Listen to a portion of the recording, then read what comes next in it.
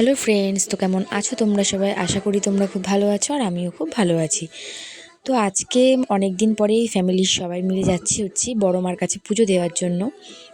তো দেখো, সকাল সকাল তাড়াতাড়ি করে ঘুমের থেকে উঠে সকাল 7টার মধ্যে আমরা রেডি হয়ে তারপর বেরিয়ে পড়েছি।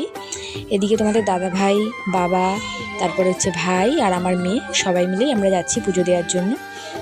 তো দেখো, বলতে বলতে এদিকে আমরা নৈহাটিতে পৌঁছেও গেছি। তারপরে ওদিকে ভেতরের দিকে ঢুকে, যেহেতু সামনের দিকটায় গাড়ি রাখতে দেওয়া হয় না, এর জন্য যেখানে পার্কিং আছে সেখানে আমরা গাড়িটাকে রেখে দেব। গঙ্গার ধারের পাশ দিয়ে যে রাস্তাটা আছে সেই ভেতরটাতে পার্কিং আছে, তো ওইখানেই আমরা গাড়িটাকে রেখে দেব।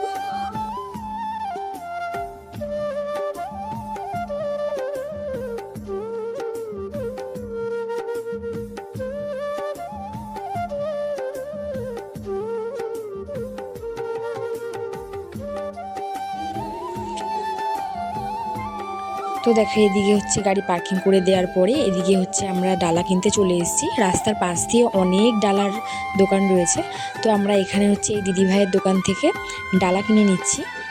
ডালা কিনে নিয়ে তারপরে আমরা এদিকে লাইনে দাঁড়িয়ে পড়েছি।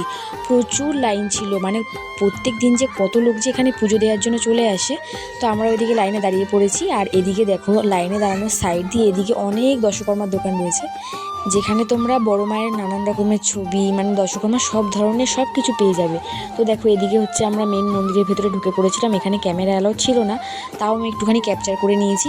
দেওয়ার পরে পুজো দেওয়া কমপ্লিট করে এদিকে আমরা চলে এসেছি। গঙ্গার ধারে একটা মন্দির ছিল, সেখানেও আমরা ঢুকেছি একটু। ভেতরটা খুবই সুন্দর ছিল।